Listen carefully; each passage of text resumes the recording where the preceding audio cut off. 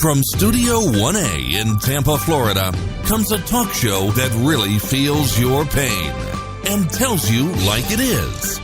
We love America and all that freedom-loving Americans want to protect.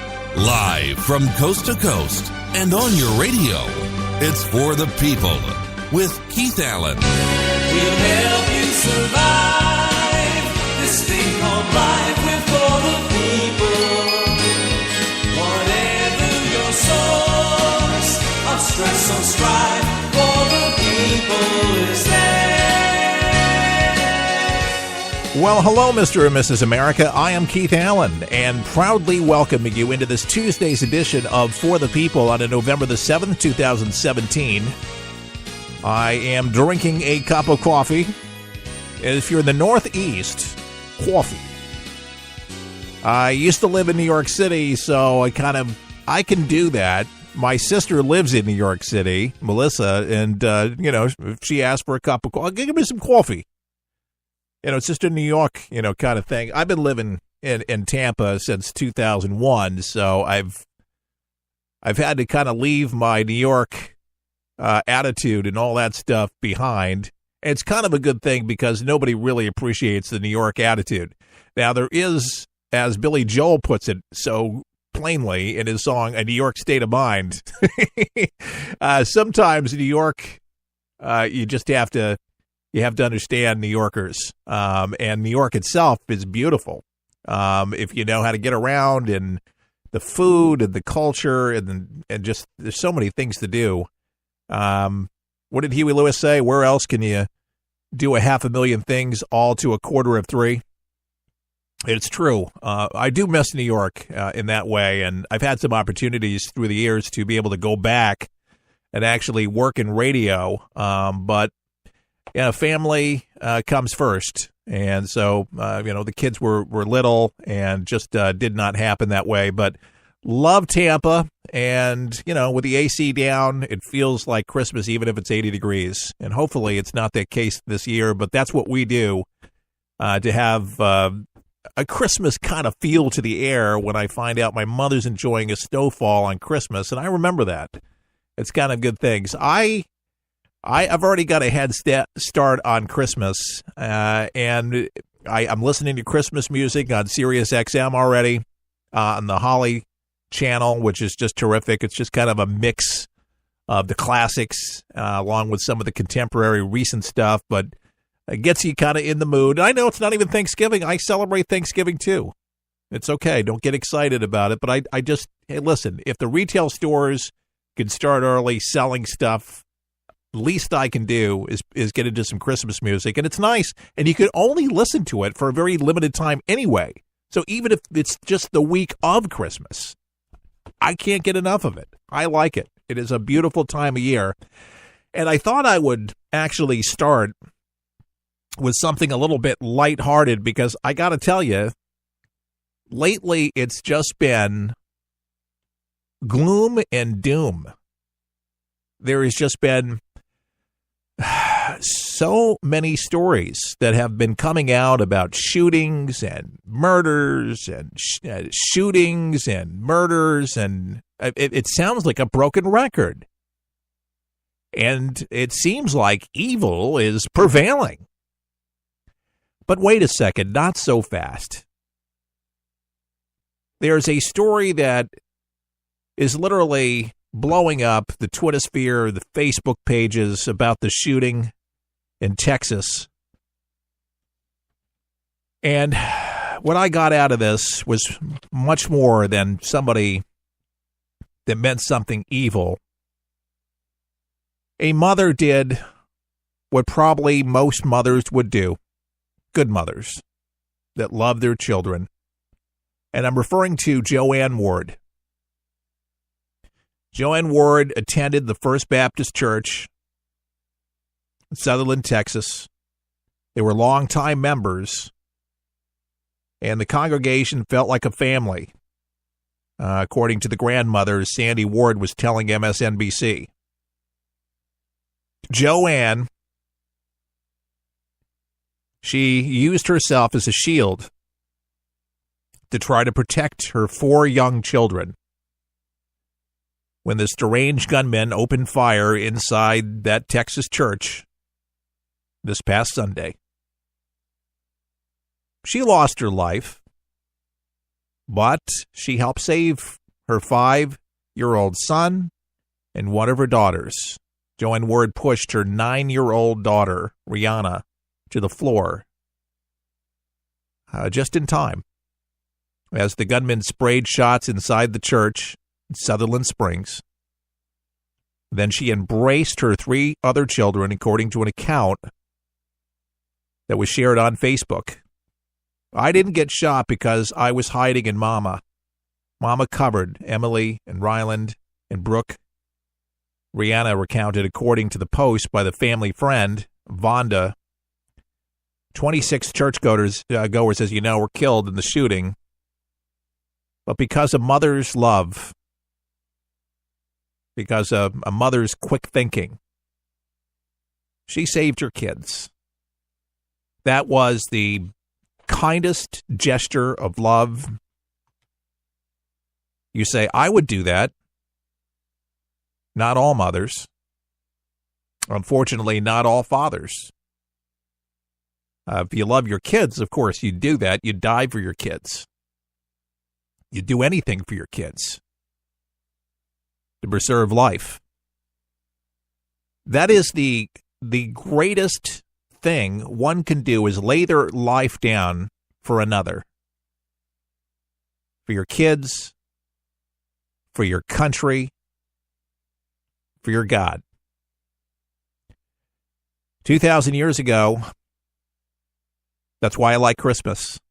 That's why I talk about Christmas. That's why I enjoy Christmas. That I know the real meaning of the Christmas celebration is Jesus died for us. He came to the earth as a baby, but he came knowing that he was going to die. There's no real easy answers to all the evil in our world, other than we know that there's evil, but we know that there is a love that does prevail over and triumphs over it. And that's something that we saw in this mother that shielded her kids, lost her own life. But people will remember that gesture, will remember that love. Those kids will go on to do, I'm sure, great things. Now, it doesn't take away the pain and the fact that they're never going to be able to talk to their mother again in this life. No, that's pretty sad. But for me, this is a reminder, folks, that our lives are not our own. They're not. They're given for just a moment, and that's it. That's why I say having a purpose-driven life, like Dr. Neil Clark Warren said, and so many other pastors have more or less echoed that idea through generations. But there's a purpose that should guide you, direct you, to be able to be involved with something that's just not selfish, something that gives back. And that's why I believe that we have to truly be about doing these things and stop being just focused on just ourselves. And it's a shame, but a lot of people in this materialistic world, that's all they're driven by. Materialistic things. Me, myself, and I. And if it doesn't immediately impact them right now, right this second, they don't have that gratification, they don't give. And I wonder where our society is going. People used to be a lot more loving, a lot more caring. I don't know where the compassion has gone. But I see love, folks, in the midst of evil. And in this church where this tragedy happened, love, folks, has united, has got together, and has said and purposed that we will not fall to the evil. We will rebuild, we will unite, and we will be stronger because of this. Joann is going to be remembered as the most wonderful mom for any child that could wish for. And there is a GoFundMe page that Ward's uncle, John Alexander, wrote on the GoFundMe page.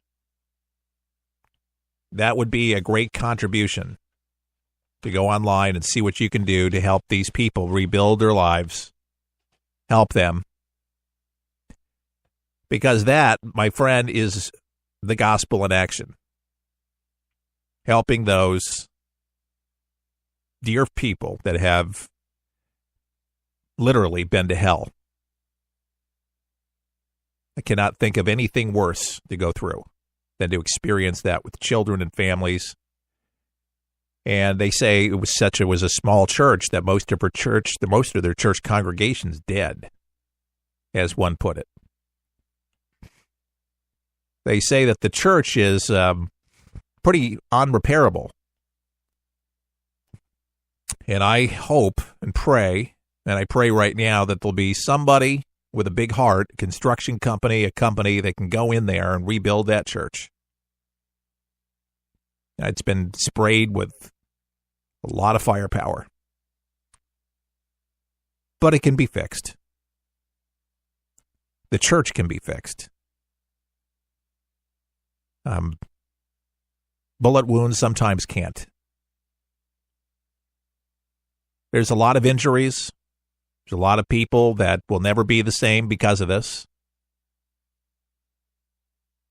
This is a testing, folks, in our country.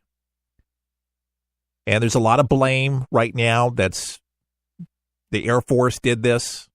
They didn't properly screen the guy. They didn't alert people to the fact that this guy had mental issues. He was dishonorably discharged. He may not have been able to get a gun. I don't believe that. I believe that people can get a hold of guns when they want.